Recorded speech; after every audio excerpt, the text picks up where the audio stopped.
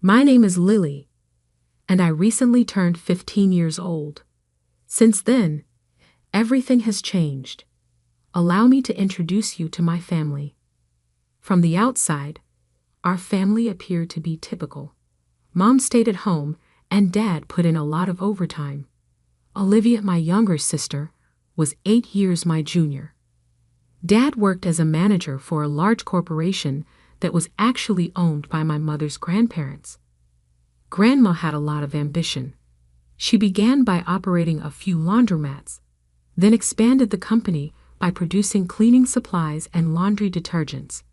She offered Mom the business when she chose to retire, but Mom rejected her offer, so Dad took over. That's when the complicated part began. I recall the day when everything broke apart. I heard my mom yelling at Dad downstairs as I was trying to concentrate on my homework in my room. "Frank, you're nothing more than a loser. This is the home and business of my family. I should be grateful for letting you take over." In the weeks that followed, things worsened. When Mom and Dad did talk, it was always followed by an argument. They didn't talk much. Olivia was 7 years old when I tried to keep her occupied, but she sensed something wasn't right. Then the day arrived that would alter everything. Dad was standing in the living room with a bag at his feet when I got home from school. "Dad," I murmured, my voice wavering. "What's happening?" He approached me and gave me a firm embrace. He apologized. "Sweetheart, I have to leave this place. It is detrimental to everyone. I experienced difficulty breathing. However, what about Olivia?" "How about me?" I inquired. With tears in his eyes, he withdrew. "I adore you two a great deal. Remember that always. But love isn't enough sometimes." He gave me a forehead kiss before turning to face Olivia, whose big, bewildered eyes were observing. "Pumpkin, please be good for your big sister." And he was gone in an instant. The door shut behind him, and I felt empty within. An hour later, Mom arrived home. She didn't appear startled when I told her that her father had departed. She simply nodded as though she knew what was coming. "Well done," she mumbled. "Mum, I was hearing things that I couldn't believe." "You can't really say that?" Her icy gaze moved to face me. "Lily, your father repeatedly cheated on me." I was at my breaking point. Everything changed forever that night. I could hear Mom talking on the phone in her room as I laid in bed. She sounded happier than she had in months, and she was laughing. I was too exhausted to care, but I wondered who she was speaking to. After Dad left, just when I thought things couldn't be any more confusing, Mom gave us another surprise. We were eating breakfast when she said, "I have some news. One morning, I am getting hitched." My cereal nearly caused me to choke. "How come?" "Dad has just been gone for 3 months, Mom." As if it were no great issue, she waved her hand. "Lily, sometimes real love comes as an unexpected surprise. When you're older, you'll comprehend." Paul moved in 2 weeks later. I suppose he was all right. He was tall and attractive to the point where people would remark, "Oh, he seems nice." But I wasn't comfortable with him immediately away for some reason.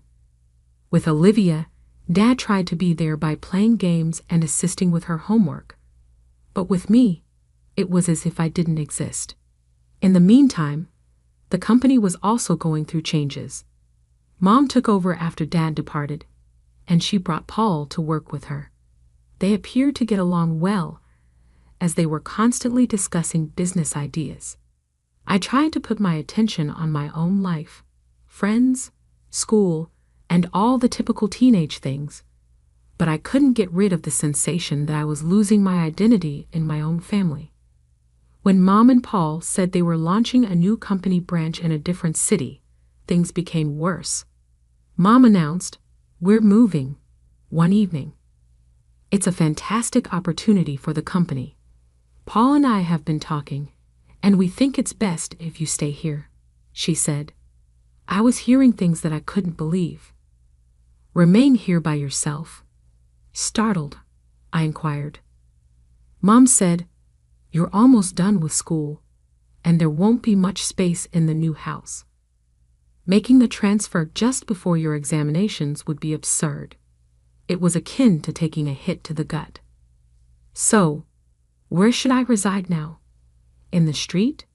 Trying not to cry, I asked. Mom reprimanded, Don't be dramatic, Lily. Your granny will host you. She has already given her consent.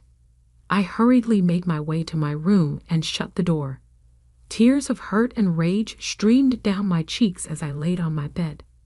I kept asking myself, when did I start to burden my own mother so much? The ensuing weeks passed quickly, occupied with moving boxes and saying goodbyes. But not to me. Olivia shed tears because she didn't want to part from her friends. I tried to be happy for Olivia's sake as I assisted her with packing. She said, Will you come visit us, Laura? With tears welling up in her large brown eyes, I gave her a strong hug. I will, of course, Squirt. I'm not so easy to get rid of. Grandma and I watched the moving van pull away from the porch the day they went. Paul nodded awkwardly, and Mom gave me a short hug. After that, they left, dragging Olivia along. Being Grandma's resident wasn't as horrible as I had thought. In her own way, she was quite cool. She gave me space when I needed it, and was always there to listen when I wanted to talk or just have a cup of tea.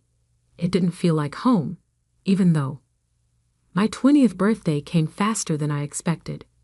That morning, I woke up feeling strange.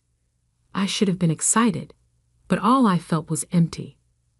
Mom called, of course. Happy birthday, sweetie, she said, sounding overly cheerful. I'm sorry we can't be there. Work is just crazy right now. We'll celebrate next month when we visit, okay? I knew we wouldn't. They hadn't visited once since they moved. Sure, Mom. Sounds great. Grandma must have sensed how I was feeling, because she really went all out. She let me invite a few friends over, ordered my favorite food, and even baked a cake herself. For a few hours, I almost forgot about everything.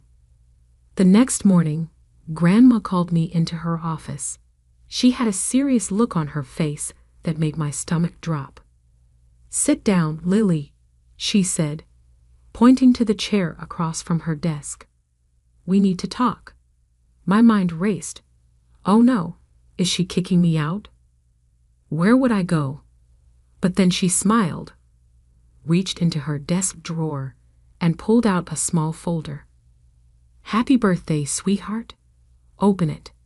I did, and my heart nearly stopped when I saw what was inside. Grandma, is this? She nodded, her eyes sparkling.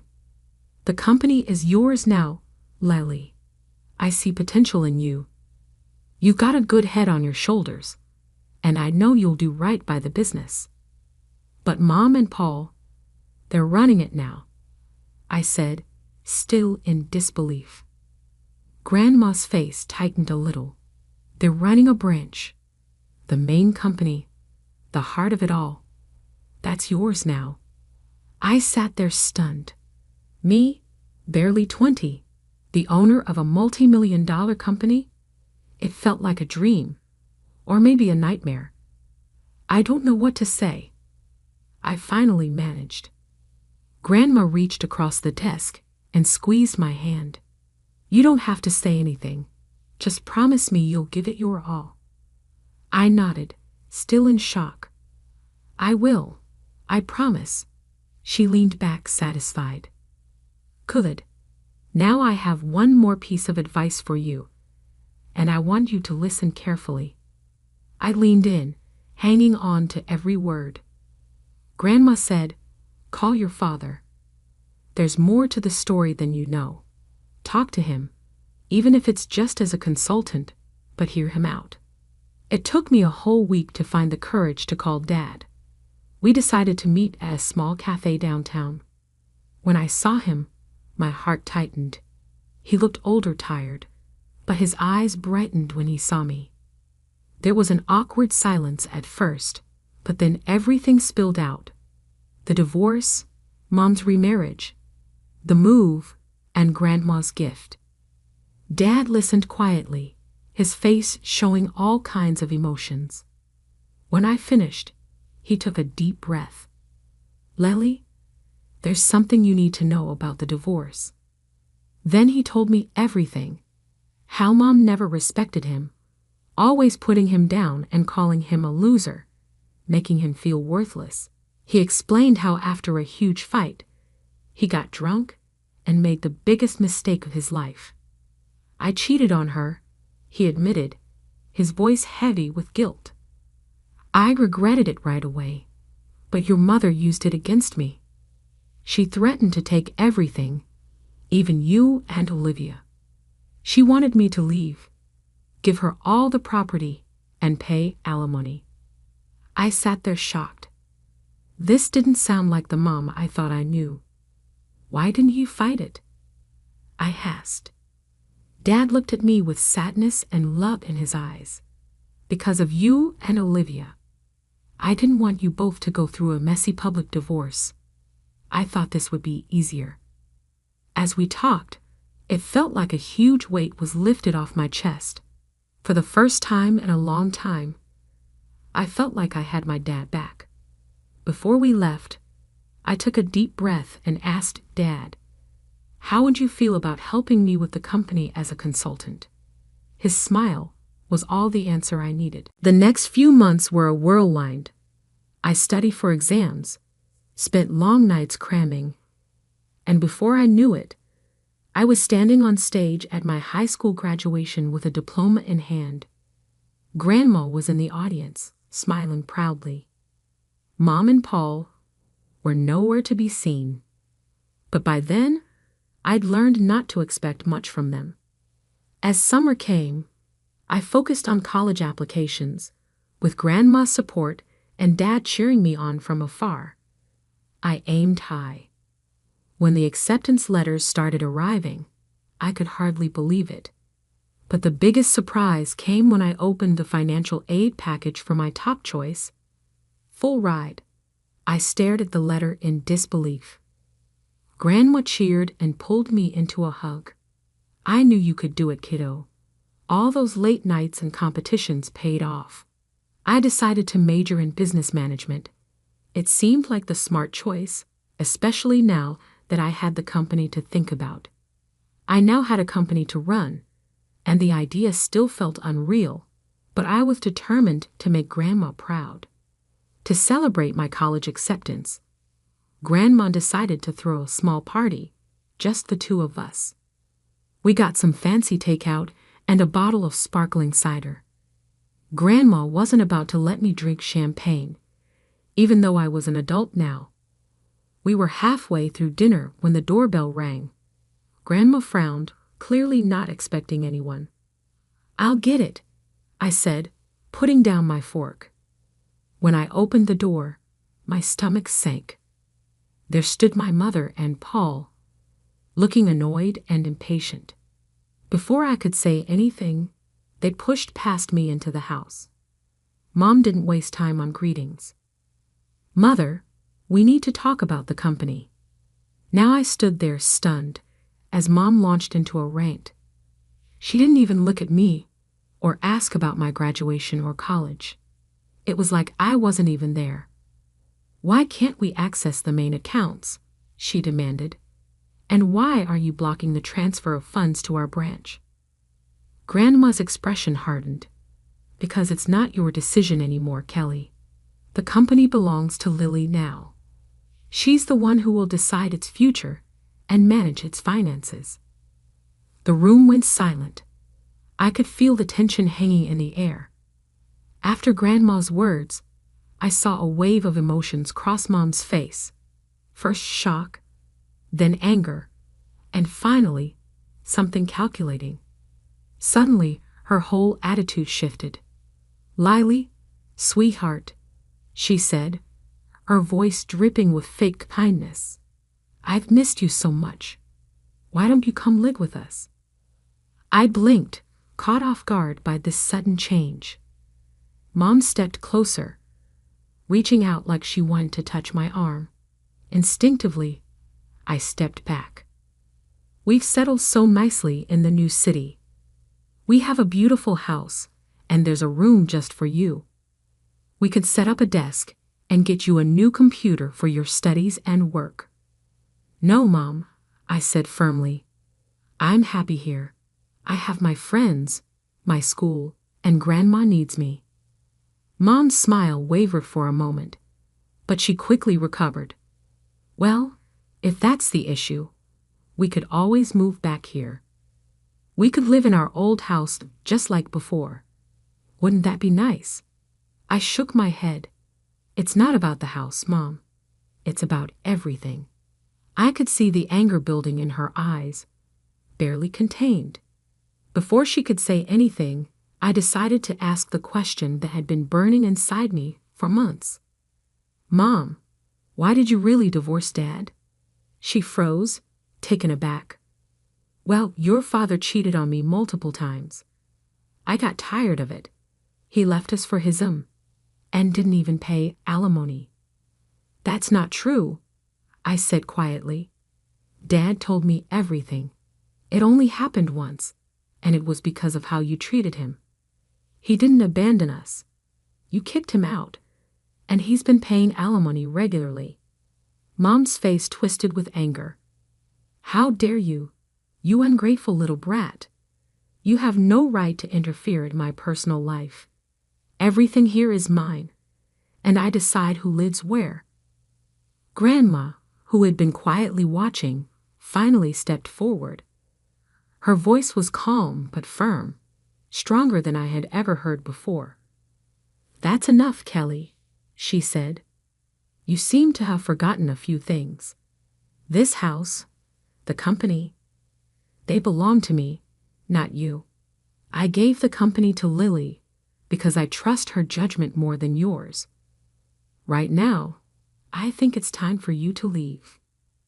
I watched with mixed emotions as Grandma firmly escorted Mom and Paul out of the house. The door clicked shut behind them, and I felt a strange mix of sadness and relief. I had lost something today, the last bit of hope I had about my mother, but I gained something too, a clear sense of my future and the comfort of knowing I wasn't alone. "What now?" I asked, my voice muffled against Grandma's shoulder. She pulled back and gave me a small smile. "Now we get back to celebrating your college acceptance, and tomorrow we start planning for your real future, not the one your mother tried to force on you." The next morning, after the confrontation with Mom and Paul, I woke up to the sound of voices downstairs. Curious, I crept down the stairs and peeked into the living room. To my surprise, Dad was sitting on the couch, deep in conversation with Grandma. I sat down next to them, and Grandma explained why she had called Dad over. "I've been thinking about Olivia," she said. "Your mother. Well, I'm not sure she's in the best position to care for her right now. I've suggested your father seek custody of Olivia." I felt a surge of hope. "Really, Dad? Are you going to do it?" He ran his hand through his hair, looking both nervous and determined. "Yeah, I am. It won't be easy, but Olivia deserves better than what she's getting now." I couldn't help it. I threw my arms around him. "Thank you, Dad." As we pulled apart, Grandma cleared her throat. "There's more," she said.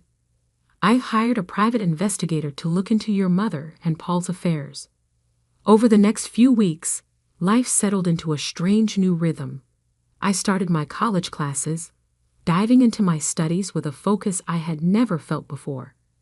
Dad started coming over regularly, and we worked on fixing our relationship. It felt good to have him back in my life. Then, about 2 weeks after that conversation, Grandma called us both over. Her face was serious as we sat down. The investigator's report came in, she said, getting straight to the point. And it's worse than we thought. She laid out the facts, each one hitting me like a punch. Mom had been cheating on Dad for years, long before the divorce. Her affair with Paul had started while she was still married to Dad. There were hotel receipts, records of expensive gifts, all of it painting a clear picture. But that wasn't even the worst part. Paul is a con man, Grandma said, her voice firm. He's done this before. He charms wealthy women, convinces them to move their money, and then runs off with it. I felt sick. So when they wanted to move the company's money, Grandma nodded. Exactly. He was planning to steal it and disappear. We sat in silence, each lost in our thoughts. Finally, Grandma said we needed to confront Mom with the truth. We set the meeting for the next day. Mom arrived at Grandma's house looking annoyed and impatient. Her expression changed when she saw Dad was there too. What followed was one of the hardest conversations I've ever been part of. Grandma laid out all the evidence, the affair, Paul's history of fraud, and his plan to steal from the company. With each piece of information, I watched Mom's face, hoping to see some guilt or understanding, but all I saw was denial. "This is ridiculous," Mom said, sounding defensive. "Paul loves me. He would never do that. You're all just jealous of our happiness." Dad tried to reason with her. "Kelly, please look at the facts. Think about Olivia. Is this the kind of man you want around our daughter?" But Mom wouldn't listen. She stood up, her face red with anger. "I don't have to listen to this. Paul is a good man, and I trust him completely. You're all just trying to ruin my life." With that, she stormed out, slamming the door behind her. As we sat there, I realized something. This wasn't the end. It was just the beginning of a long, hard battle. But looking at Dad and Grandma, I knew I wasn't facing it alone. The next few months were a whirlwind of legal battles and emotional ups and downs. With Grandma's strong support and her legal expertise, Dad filed for custody of Olivia. I tried to stay focused on my studies, but it was hard not to get distracted by everything happening around me. The day of the custody hearing came, and I insisted on being there. The whole thing was tough. Mom's lawyer tried to make Dad look like he wasn't involved in our lives, but our lawyer was ready. He showed proof of Dad's regular alimony payments, how he had tried to keep in touch with us, and the stable life he had now. Then came the big shock. The private investigator's report about Paul's criminal past and their plan to steal from the company. I watched Mom's face as the truth came out. First, she looked shocked, then angry, and finally lost. For a moment, I almost felt sorry for her, almost. When the judge gave full custody of Olivia to Dad, I felt a mix of emotions.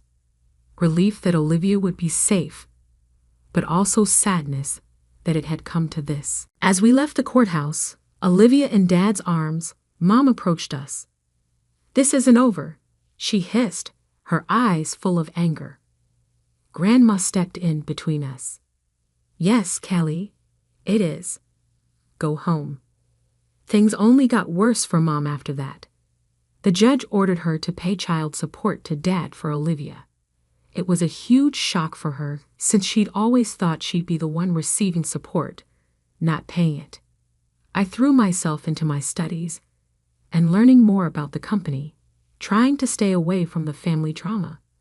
But I couldn't help feeling a bit satisfied when I heard that Paul had left Mom, running off with another woman and a large chunk of Mom's personal savings. One evening in autumn, Dad called me. His voice was tense with emotion. "Your mother showed up at my place today," he said. "She wants to make up. Said she made a mistake and wants us to be a family again." My heart tightened. Part of me, a small part, wanted him to say yes, wanted things to go back to how they used to be. But I knew better now. We'd all been through too much. I told her no, Dad said firmly. I told her that ship sank a long time ago, and that I wouldn't put you or Olivia through that again. I let out a breath I didn't realize I was holding. "Good," I said, surprised at how strong my voice sounded. "You deserve better, Dad. We all do." There was a pause, and then Dad spoke again. I could hear him smiling. "When did you get so wise, Lily?" I left feeling lighter than I had in a long time. I learned from the best. After I hung up the phone, I looked around my room at Grandma's house. My textbooks were scattered across the desk next to a stack of company reports, and photos of me with Dad and Olivia smiled back from the bulletin board. This wasn't the life I imagined a year ago. It wasn't perfect. There was still a lot to figure out and plenty of challenges ahead. But it was real. It was mine. I contemplated my mother, now by herself, following all of her schemes and deceit. I experienced some sympathy, but it was largely overshadowed by a feeling of justice. She had to cope with the fallout from the decisions she had made. For my part, I had a loving family, a business to manage, and an exciting future. Though it wasn't the route I had anticipated, as I stood at the beginning of my new life, I realized something crucial. Time passed quickly while I managed a multi-million-dollar firm and attended college. I was immersed in textbooks and financial reports halfway through my degree before I realized it. Weekends were sacred, but the weekdays were full of lectures and late-night study sessions. I packed my bags and went home to Dad and Olivia every Sunday. Olivia would come running to me as soon as I stepped in, yelling, "Lily," and giving me a hug. She had big legs and endless energy when she was 12. Just in time for supper, Dad would emerge from the kitchen, generally donning an apron. Just in time for a meal, he'd grin. Those weekends turned into my compass. We'd sit down to supper together, Dad and I discussing about the company while Olivia talked animatedly about her school week. Dad and I used to frequently stay up late discussing business strategy after Olivia went to bed. We would spend Thursdays at Grandma's, where she would prepare a delicious meal and fill the home with the aroma of apple pie and roast chicken. We used to sit on the porch after lunch and talk about everything and nothing at all. When Grandma would squeeze my hand and say, "I always knew you had it in you, Lily." As graduation approached, I experienced mixed emotions. As promised, Dad was keeping the business running smoothly and getting me ready to take over. He said to me one evening, "I'm prepared to give the reins over whenever you are." I gave him a strong hug. "Thank you, Dad, for everything." Even with everything going wrong in life, there were still decisions to be made and a business to run. I knew, though, that my little family, Dad, Olivia, and Grandma, could handle anything as a unit.